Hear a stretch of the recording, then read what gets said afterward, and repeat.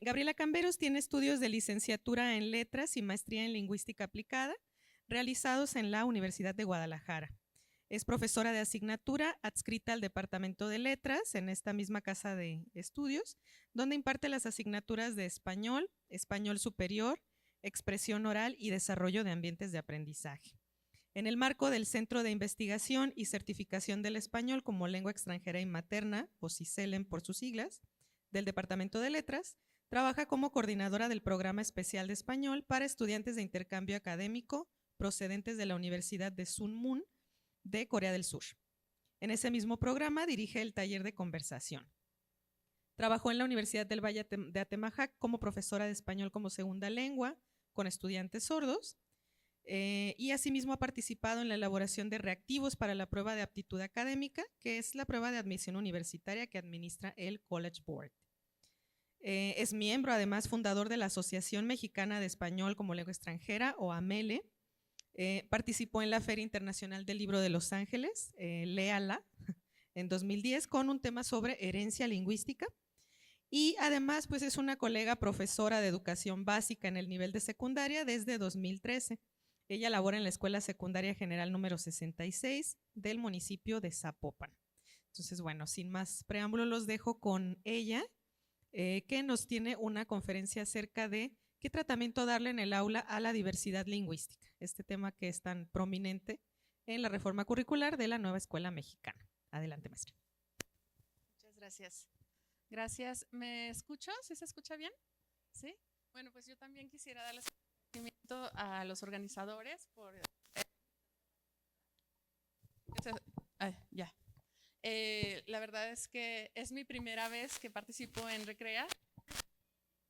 Aunque tengo experiencia en el aula, siempre estos espacios pues me generan un poco de pánico escénico. Hace unos minutos tuvimos al doctor Silas y fue muy interesante para mí escuchar. Ahora vamos a ver una forma distinta de trabajar con un tema, y me dejó los zapatos muy grandes, ¿no? Pero pues yo sí voy a leer un poquito porque tengo memoria un poquito de Dory. Entonces, pero bueno, pues espero que esta conversación que me gustaría iniciar sea interesante para ustedes, y pues yo nada más comparto lo que yo vivo en el aula desde mi experiencia.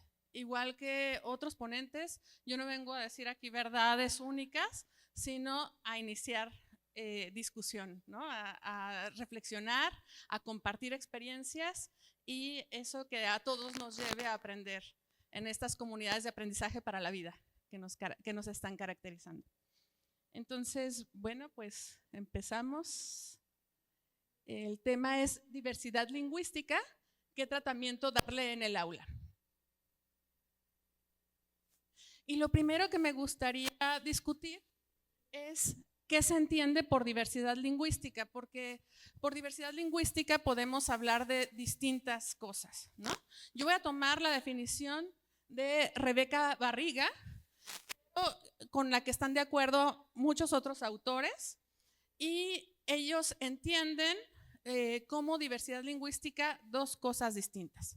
En primer lugar, la confluencia de lenguas distintas en un territorio, y bueno, en nuestro caso, por ejemplo, contamos con 68 lenguas indígenas y el español que confluyen en nuestro país, ¿no? Y además de esas 68 lenguas indígenas, contamos con muchas variantes, lo que hace 364 variantes. Entonces, aquí esto se me hace muy interesante porque muchas veces se tiende a decir, por ejemplo, hablo en dialecto, pero en realidad se habla una lengua con un dialecto de una región. Y ese dialecto es lo que hace referencia a la variante precisamente. Bueno, por otro lado, las variantes también hacen referencia a pues a estas distintas formas de utilizar la lengua condicionadas por factores temporales, geográficos y sociales. Si ustedes son docentes de la asignatura o la disciplina de español, gracias. podrán, ¿mejor? ¿Sí? Ok, podrán entonces identificar a qué se hace referencia cuando hablamos de variantes. Por ejemplo, tenemos variantes condicionadas temporalmente o variantes temporales, y esto se puede explicar de una manera muy sencilla. No hablamos igual nuestra lengua, no hablamos igual español en el siglo XV que en la actualidad, ¿no? Y esta variación diacrónica o variación en el tiempo, entonces nos permite analizar esas diferencias entre una sola lengua, pero en distintos momentos. Luego tenemos variantes geográficas, y aquí podemos nosotros entender que no hablamos igual en Monterrey, que en Sinaloa, que en Yucatán, en Jalisco, pero tampoco hablamos igual en México, que en España, que en Chile o en Perú, ¿no? Esas serían las variantes geográficas. Pero las que más me interesan en este momento tratar son las variantes sociales. Estas variantes condicionadas por el grupo social con el que nos sentimos identificados. ¿Y eso por qué? Pues vamos a ver. Ay, perdón. Muy bien. ¿Por qué me llamó la atención hablar acerca de estos temas? Pues todos estamos familiarizados con las polémicas que se suscitaron a raíz de la publicación de los nuevos libros de texto, ¿no? Y estas noticias que surgían acerca de que los libros de texto enseñarían a hablar mal. Entonces, bueno, esa fue mi primera preocupación. ¿Realmente los libros de texto enseñarán a hablar mal? Yo creo que ustedes ya habrán descubierto qué es lo que realmente sucede con los libros de texto, pero a mí me gustaría abordarlo. En este caso tenemos este póster que salió en un medio de comunicación, donde justamente se preguntan acerca de la corrección de dos palabras, dijistes y comistes, que terminan en S, ¿no? Entonces, ¿esa es correcto o incorrecto? Esa sería la pregunta. ¿Y por qué en los libros aparecen esas palabras? ¿Por qué las ponen ahí? ¿Nos quieren enseñar o queremos enseñar o adoctrinar a los niños para que hablen de cierta forma, para que se identifiquen, como dirían desde una posición política, con el pueblo, ¿no? Pues ya veremos qué pasa ahí. Por otro lado, también me parece importante tratar el tema de la diversidad lingüística por cuestiones de prejuicios lingüísticos que permean en nuestra sociedad hacia el uso de la lengua, especialmente las lenguas indígenas, y de variantes lingüísticas estigmatizadas. Las variantes lingüísticas estigmatizadas tienen que ver con estas hablas o formas de comunicarse que no se encuentran dentro de la norma, ¿no? O sea, que no respetan estas prescripciones que se consideran desde cierta perspectiva como correctas, ¿no? Pero vamos a ver otra vez qué significa la corrección ya en contexto. Bueno, este es un ejemplo de una infografía que me encontré también en internet. No es necesario que entiendan todo el contexto de la infografía, yo se los voy a cantar. Es el caso de un chico de secundaria que el año pasado en Querétaro sufrió bullying. Este chico era de extracción indígena o era de origen indígena, y eso le fue suficiente para que sus compañeros de escuela ejercieran bullying contra él. Y esa práctica llegó al extremo en que lo rociaron con alcohol y lo quemaron. Entonces, imagínense, o sea, hablar de diversidad lingüística, hablar acerca de la comunicación, de lo que nos hace a nosotros tener cierta identidad, es riesgoso para muchos. Y en nuestra comunidad, en nuestra sociedad, en nuestro país, no podemos permitir eso. Y si además estamos hablando de cultura de la paz, entonces tenemos que pensar que desde las aulas, en nuestras distintas disciplinas, tenemos que buscar formas de incidir positivamente en nuestros estudiantes. Entonces, esta es la idea con la que yo traigo este tema aquí a colación. Y bueno, pues aquí vemos una estadística del INEGI, como ya seguramente leyeron, donde se puede advertir que 40% de las personas indígenas han experimentado discriminación de muchos tipos, desde insultos, golpes, empujones, hasta lo que vemos aquí con este niño, que parece un intento de homicidio también, ¿no? Luego, bueno, esta es una una portada de un periódico. Este periódico es peruano. Sin embargo, a nadie le parecería extraño que ese tipo de expresiones se pudieran encontrar en nuestro país, ¿verdad? Expresiones como indio patarrajada, tienes el nopal en la frente, te bajaron del cerro a tamborazos o totonaca, son palabras discriminatorias que se reproducen mucho en la escuela y duele traerlas aquí. ¿Y por qué las tengo que reproducir? Pues para que las veamos y nos indignemos, porque son palabras que están usando los estudiantes contra sus compañeros. Entonces, esto es algo que nosotros por ahí tenemos que empezar a ver. El lenguaje mismo violenta. ¿Cómo nosotros vamos a trabajar con eso para que nuestros estudiantes empiecen a tomar conciencia e intenten no violentar por lo menos a nadie a través de eso? Porque es una palabra, son palabras ofensivas, como si fuera ser malo pertenecer a una cultura indígena, a una de las tantas culturas indígenas de nuestro país. Entonces, ¿cuáles son los retos que enfrenta la escuela? En primer lugar, pues eliminar esos prejuicios lingüísticos, tanto del uso de las variantes lingüísticas como del uso de las distintas lenguas indígenas. Luego, valorar la diversidad en todas sus manifestaciones. Desarrollar prácticas de inclusión, y eso no significa nada más como que, ay, sí, ven, entren a la escuela, vamos a ver cómo. Y dotar de herramientas de empoderamiento a grupos que históricamente se han visto marginados de muchas maneras. Entonces, ¿cómo vamos a dotar de estas herramientas de empoderamiento? Bueno, pues a través entonces también del uso de la lengua, del uso del conocimiento, del diálogo intercultural y del trabajo de compartir conocimientos y generar conocimientos científicos. O sea, hay que transmitir y hay que expresar todo lo que las distintas culturas que forman parte de la diversidad que hay en nuestro país aportan como riqueza.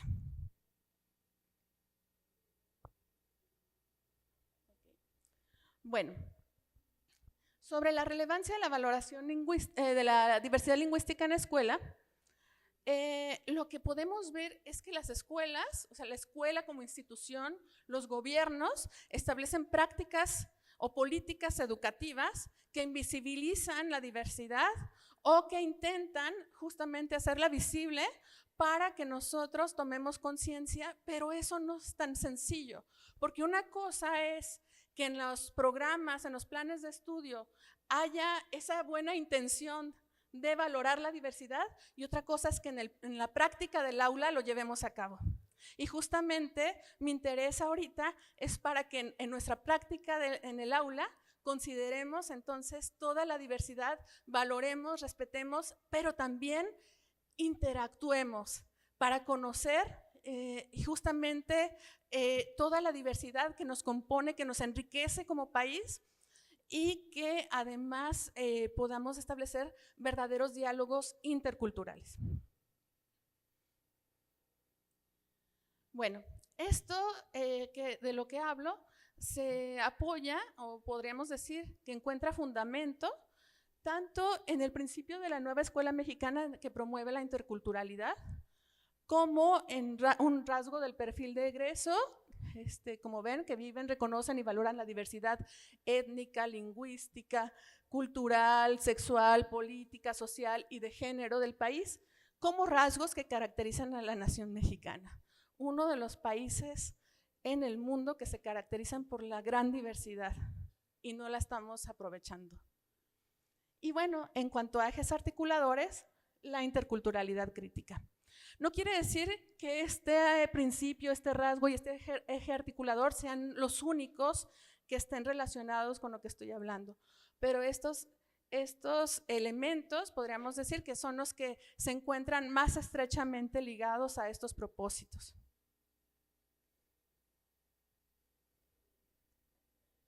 Y bueno, regresando a las variantes lingüísticas, variantes dentro de nuestra misma lengua, sería interesante considerar que hay variantes que se consideran cultas, y esas variantes que se consideran cultas se asocian con grupos sociales que se encuentran en situaciones de poder. A menudo se dice que el día que en las universidades se diga aiga, entonces va a aparecer en el diccionario. Entonces, lo que vemos es que finalmente cuando hablamos, estamos hablando de posiciones políticas, de posiciones sociales, de identidades. El habla culta se suele asociar a estos grupos de poder que tradicionalmente han recibido una educación formal, y por el contrario, se habla de habla vulgar, a esa forma de hablar que pertenece a los grupos sociales más marginados, que han tenido poco acceso a la educación. Para no hacer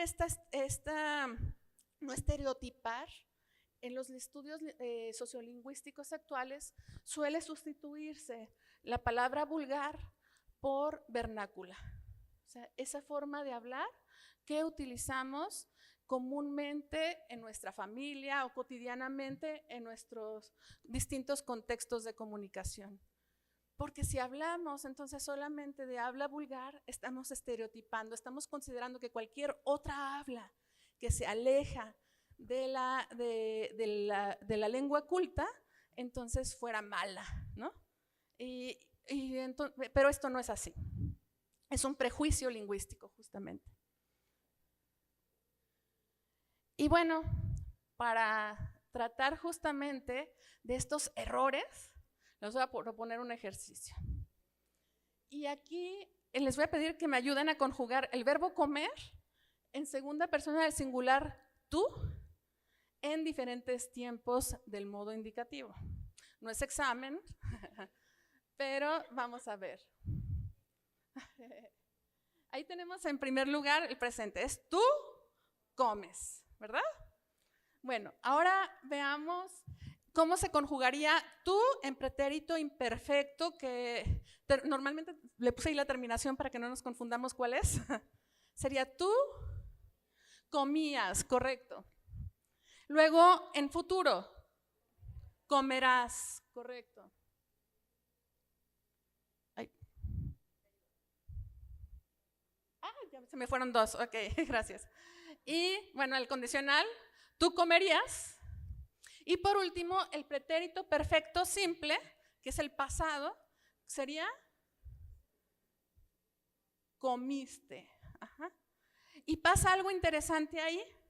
Observen cómo en todas estas formas verbales terminan en ese, a excepción del verbo en pretérito perfecto simple, comiste.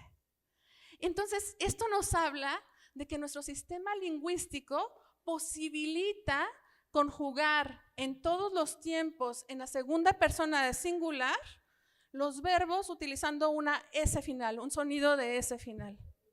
Los hablantes no están tan equivocados, hacen una generalización de la regla. Hay una lógica detrás de esta conjugación. Por lo tanto, llamarles incultos, llamarles de otras formas, no tiene sentido. Simplemente es que esta forma no es la que se considera como normativa. Entonces, esto nos permite a nosotros reconocer que más que calificar como error, es necesario observar que se trata de diversidad lingüística. Eso es lo que en una comunidad de hablantes se interpreta como correcto, porque así lo han aprendido, porque hay cierta lógica dentro del sistema de nuestra lengua. Y otra cosa es que dentro del habla normativa, entonces nosotros decidamos, bueno, nuestra lengua provea que desde la norma, el pretérito perfecto simple de indicativo en la segunda persona del singular no utilizará esa S. Entonces, la pregunta que seguramente muchos se están preguntando sería, entonces, decir dijiste ¿es error o no lo es? ¿Verdad? Y bueno, ya he dicho, esos aparentes errores tienen una lógica, ¿verdad? Pero esa lógica se puede explicar desde la lingüística. Y aquí nosotros tendríamos que distinguir entre la lingüística o las descripciones que hacemos de nuestra lengua para entender por qué los hablantes hablamos como lo hacemos, porque finalmente cada quien, independientemente de las reglas que existan, cada quien habla como lo hace. Y la otra es la prescripción. O sea, cómo se supone desde un ideal todos tendríamos que hablar. Y ese ideal corresponde a seguir el modelo de ese grupo de poder, ¿verdad? Bueno, otra cosa interesante es que los errores motivan el cambio lingüístico y es inevitable que la lengua se transforme. Incluso hay quienes bromean con que el español es resultado de un latín mal hablado. ¿Por qué? Porque el latín se fue adaptando justamente a las necesidades de los hablantes, a las características de esas propias lenguas que se hablaban en las regiones donde llegaron los conquistadores romanos, bueno, el imperio romano, y entonces ahí había otras lenguas también que coexistían, y conforme a esos sustratos lingüísticos también el latín se fue transformando. Y bueno, los hablantes, independientemente de la norma, utilizan la lengua de manera que les sea funcional, son competentes. Por eso cuando nosotros le hacemos notar a alguien que cometió un error y nos dice, pero ¿me entendiste, no? Pues claro que sí, tiene razón, porque sí les entendemos, sí entendemos. Una cosa es que se aparten de la norma y otra cosa es que no sean competentes con la lengua, logran sus objetivos de comunicación. Entonces, bueno, desde la descripción, esto tiene una explicación.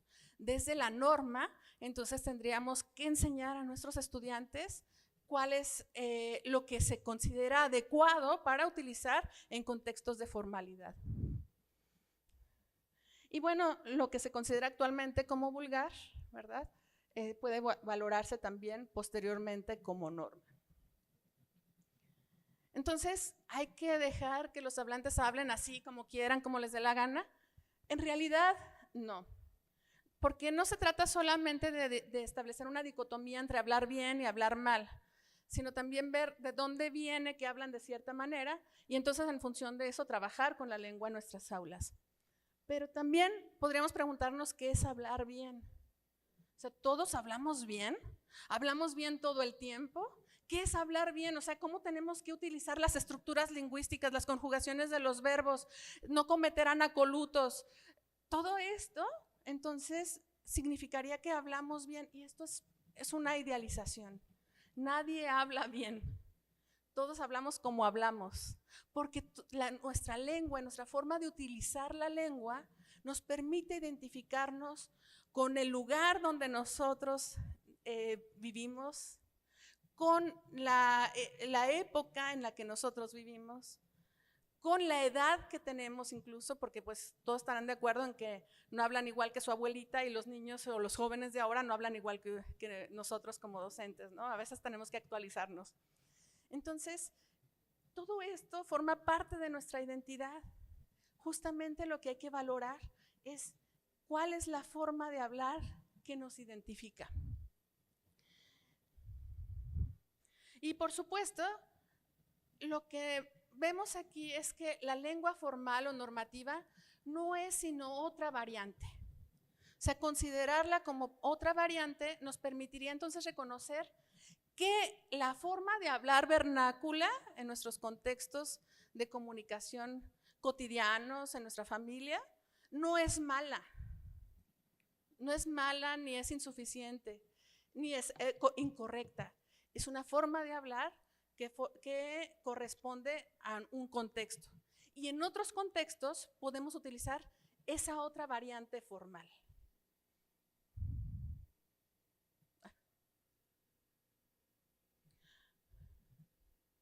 Entonces, ¿cuál es el papel de la escuela en la enseñanza de la lengua materna? Bueno, primero que los sistemas educativos enseñen la variante lingüística prestigiosa y que se establece como modelo ideal. enseñar a utilizar un registro formal de la lengua no implica que tengamos que estigmatizar las otras variantes de nuestros estudiantes, las que utilizan de forma vernácula. O sea, y esto es importante porque también forma parte de la cultura de la paz. En lugar de pasarnos juzgando personas porque hablan bien o porque hablan mal, entonces entendemos que hay una variante, pero nosotros en la escuela enseñamos también la otra variante, la formal, la que corresponde utilizar en contextos académicos también. Y bueno, pues reconocer esta diversidad nos conduciría se supone, a eliminar prejuicios lingüísticos. ¿Qué tenemos entonces que hacer en la escuela? Pues justamente enseñar la variante lingüística que se considera prestigiosa, pero no nada más porque es correcta, porque esa variante lingüística que se considera prestigiosa pertenece a un grupo de poder. Y nosotros, cuando enseñamos esa lengua a nuestros estudiantes, los estamos justamente empoderando, enseñándoles a comunicarse con esas personas que se encuentran en grupos de poder de tú a tú. Por eso enseñar la lengua materna en esta variante prestigiosa, entonces también nos ayuda a desarrollar estrategias democratizadoras, ¿no? Porque ahora, si todo nos puede separar, o si las brechas que tenemos entre ricos y pobres, o entre clases sociales, para no decir ricos y pobres, sino entre clases sociales, son muchas veces económicas, la lengua nos iguala, el uso de la lengua nos iguala. Entonces justamente lo que tenemos que enseñar a nuestros estudiantes es a utilizar esa lengua, no porque sea mejor, sino para comunicarnos en sus términos y decirles, yo también tengo poder. Es necesario también observar qué prácticas de comunicación necesitan desarrollar nuestros estudiantes y dotarlos de herramientas para comunicarlas. Y esto en prácticas sociales del lenguaje. Y bueno, pues también es necesario introducirlos a las prácticas letradas académicas sin dejar de valorar las prácticas letradas vernáculas. Al ratito voy a hacer un comercial, pero pues estará aquí Daniel Casani, entonces él podrá profundizar más sobre esto. Bien. Ahora, refiriéndonos a la diversidad lingüística, es decir, al conjunto de lenguas, de distintas lenguas que hay en nuestro país, yo lo aterricé para preguntarnos, ¿ustedes saben cuántas lenguas y qué lenguas tienen mayores hablantes en nuestro estado? Bueno, pues yo investigué un poquito y en el 2020, al parecer, en primer lugar teníamos el huichol o wixárika, el náhuatl, el tarasco, el mixteco, el otomí, el zapoteco y muchas otras más que no están ahí descritas o explicitadas por la cantidad menor de hablantes. Muchas veces hay fenómenos de migración que traen a muchos hablantes de distintas lenguas y a practicantes de distintas culturas a nuestro estado. Y en su escuela identifican también que haya estudiantes de origen indígena, estudiantes que hablan una lengua indígena. ¿Alguien se identifica? Okay. ¿Y de qué lengua es? Mixteco. Okay, ya parece. Ok, muy bien. Pues nosotros, perdón. Tarasco. ¿Y ella no habla? Muy bien. Ella ya no habla. Ok. ¿Quería decir algo? ¿No? Ok. Muy bien. Todas. ¿Dónde trabajan? ¿Qué escuela? Muy bien. Entonces, es importante, ¿se fijan? Es importante valorar la diversidad cultural y lingüística. En mi escuela en uno de mis grupos, tengo un chico otomí o ñañú. Y este chico no quiere hablar su lengua. Cuando yo descubrí que hablaba ñañú, porque sí lo habla, le dije, entonces nos vas a enseñar, y dijo, no. Pero así, negado totalmente, ¿no? ¿Y por qué creen? Pues se expone al bullying, a las agresiones de otros compañeros. Y lo que nos dice el programa de estudios es que valorar la diversidad lingüística. ¿Y cómo la vamos a valorar si no las conocemos? Esa era mi pregunta. ¿Cómo la vamos a valorar si no las conocemos? Entonces, bueno, lo que observamos es que en nuestras escuelas se perpetúan conductas coloniales. ¿Y eso qué quiere decir? Que seguimos pensando así como si fueran castas, ¿no? Y eso perpetúa entonces esas conductas de discriminación. Y esto también, a su vez, propicia que muchos estudiantes que se sienten agredidos entonces deserten de las escuelas o no desarrollen todo su potencial. A pesar también de que se habla de la diversidad, la escuela también tiende a homogeneizar, es decir, a no respetar la diversidad lingüística y cultural de nuestros estudiantes. En lugar de valorar y de buscar que también ellos participen y nos den a conocer justamente en un diálogo intercultural su lengua y su cultura, entonces preferimos, hasta por comodidad, ¿no?, que todos vayan por la misma línea. Y también algo interesante es que se tiende a estereotipar a las comunidades indígenas y a reducirlas solo a la expresión de su cultura ancestral, sin valorar su desarrollo cultural y también los aportes que hacen en la actualidad a nuestra cultura. O sea, no quiere decir que no valoremos todos los aportes en toda su historia, en todo su devenir histórico, pero pues no se trata nada más de folclorizar, ¿no? Que eso también nos pasa a nosotros desde otras perspectivas. A los mestizos, por ejemplo, cuando nos definimos como mexicanos en otro país, que nada más nos imaginan con sombrero y bigote, como si no fuéramos más que eso, ¿no?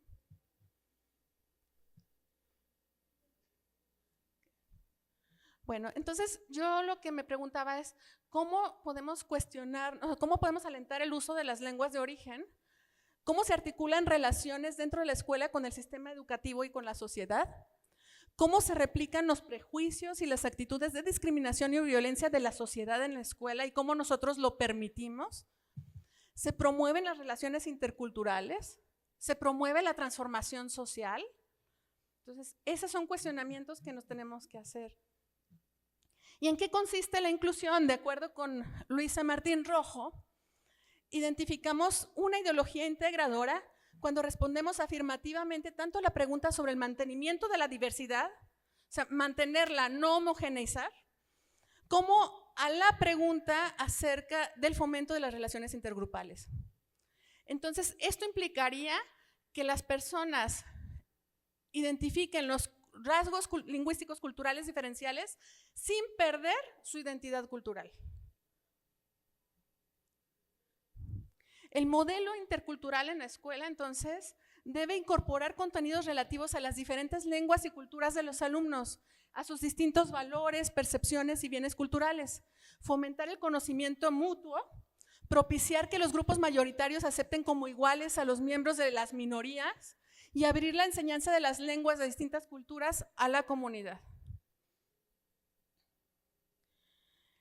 Bueno, y propiciar que los alumnos aprendan a observarse también a sí mismos, a cuestionarse acerca de su propia identidad, de sus propias prácticas sociales y también de las prácticas sociales culturales de otros grupos. Esto desarrolla el pensamiento crítico y entonces permite cuestionar también los estereotipos.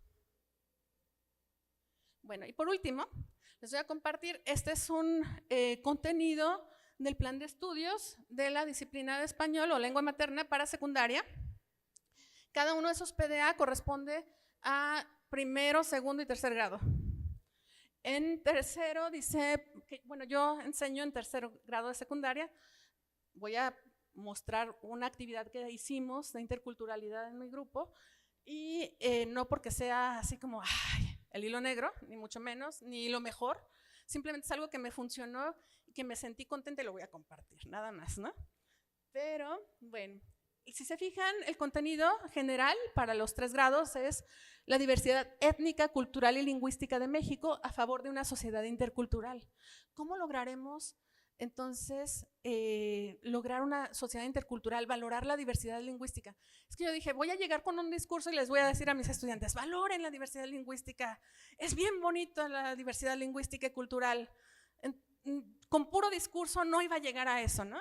Entonces, ¿qué hicimos? Bueno, pues yo hice una actividad que se llama Nimitztlazoctla. A ver, ¿hay alguien aquí hablante de náhuatl? ¿No? Bueno, eso es te amo en náhuatl. En náhuatl, creo que de Michoacán. No estoy segura, ¿no? ¿De dónde? ¿Del centro de México? Ah, muchas gracias. Bueno, significa te amo, gracias. Y le puse de título ¿Cómo conquistar al amor de tu vida utilizando una lengua indígena? ¿Ustedes creen que mi alumno Ñañú o Tomí quiso utilizar su lengua para conquistar el amor de su vida? Claro que no. Entonces, ¿qué yo? Por favor, dinos cómo se dice te amo. No. Entonces, cuando les planteé qué íbamos a hacer, los otros compañeros se reunían con él y decían, por favor, se llama Samuel, no quiero ventalearlo aquí, pero no estoy diciendo su apellido, ¿no? Pero para cercanía. Samuel, por favor, ¿quieres participar en mi equipo? Por favor, necesito que me ayudes. Y Samuel se dio el lujo de elegir. Tú sí, tú no, ¿no? Para ver a quién le iba a enseñar. Bueno, ¿qué hicimos primero? Hicimos un reto lingüístico en el que tuvimos que inferir el significado de unas palabras en náhuatl a partir de unas cuantas pistas. Los estudiantes se sintieron muy contentos cuando lograron hacerlo. Luego escuchamos una canción que se llamaba Chiquillegua y la cantamos, no sé si la hayan escuchado, porque yo me la encontré en internet y ¿sí? ¿Tú sí? Así, es bien chiquitita, ¿verdad? Y es muy bonita, pero es una estrofa que se repite y además es muy melódica y es como, te entrego mi corazón, ¿no? Algo así. Entonces, vimos qué significaba y los estudiantes la cantaron. Luego recordamos cuántas lenguas indígenas se hablan en México, completamos un mapa, eso como parte de los conocimientos, los saberes que había que desarrollar. Y luego revisamos una noticia periodística, si ustedes la buscan en internet la pueden encontrar. Es una lengua que se está perdiendo, es el ayapaneco, es una lengua de Tabasco y aparentemente se está perdiendo porque solamente quedan 2 hablantes, pero están enojados y no se hablan. Entonces, y hay una película, efectivamente, se hizo una película inspirada en esta realidad y se llama Soñar en otra lengua, ¿sí, verdad? ¿Sueño en otro idioma? Ah, ok, gracias. Y es una película muy interesante que justamente nos pone el foco en estas problemáticas. Luego, debatimos acerca de los motivos por los que puede morir una lengua, así como qué pasa cuando muere una lengua. Y los resultados de los estudiantes fueron muy interesantes. Decían, pues vamos a perder, justamente llegan a esa conclusión, vamos a perder una visión de la realidad, una visión del mundo, toda esa riqueza. Y luego vimos unos videos de clases en náhuatl básico, los bajé de internet y aprendimos a saludar. Entonces usted sí es hablante de náhuatl. Entonces, ¿cómo se dice? ¿Quién toca? ¿Quién toca? ¿Sí? ¿O quién tica? ¿Quién tica? Ah, muchas gracias. Bueno, pues ahora mis estudiantes así me saludan cuando llego a la escuela, todos. ¿Quién tica?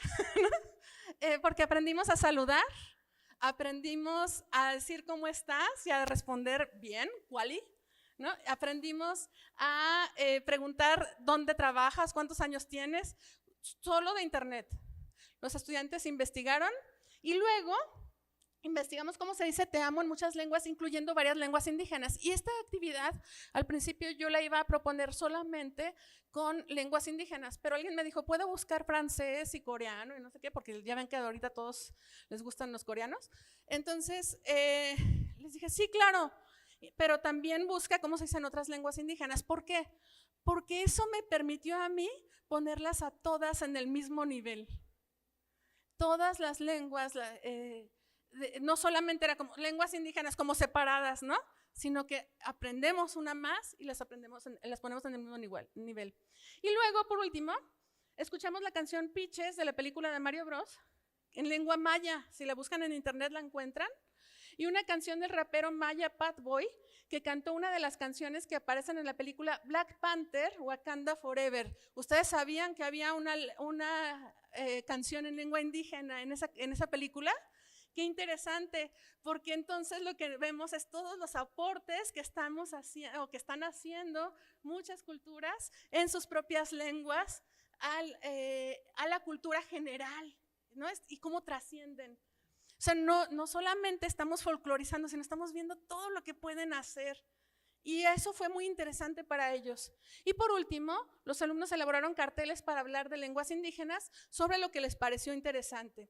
Y aquí encontré que mi estudiante Otomí, Ñañú, finalmente escribió un pequeño diálogo en Otomí. Después de todo este proceso, él decidió y descubrí que buenos días se dice Hatsi, ¿no? Eso para mí fue, entonces dije, él se sintió por fin en confianza, por lo menos una palabra, corté una flor de su jardín, ¿no? Poquito, si ustedes quieren, pero ya no pasó, ya vio que no pasaba nada, todos estaban disfrutando de las actividades que estábamos haciendo. Y bueno, pues esto es lo que yo quisiera compartirles. Muchas gracias.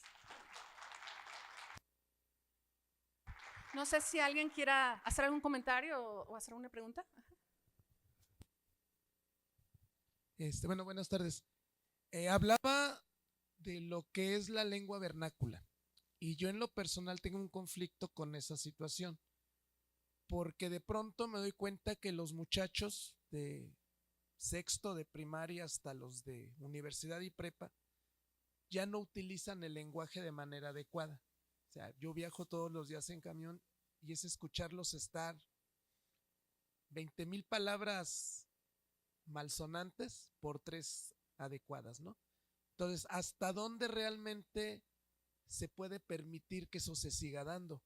Porque de pronto ya los muchachos en las aulas no distinguen entre ese lenguaje formal que les puede servir para empoderarse y el lenguaje que utilizan cotidianamente en su entorno, ¿no? Es necesario hacérselos notar, justamente que hay contextos.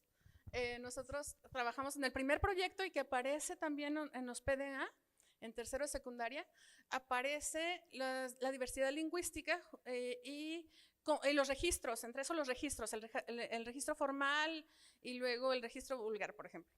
Y entonces, pues mis estudiantes son súper mal hablados, como todos, ¿verdad? Y entonces, ya después, cuando vimos todo eso de los registros, yo les empecé a decir, cuida tu registro vulgar, ¿no? Así.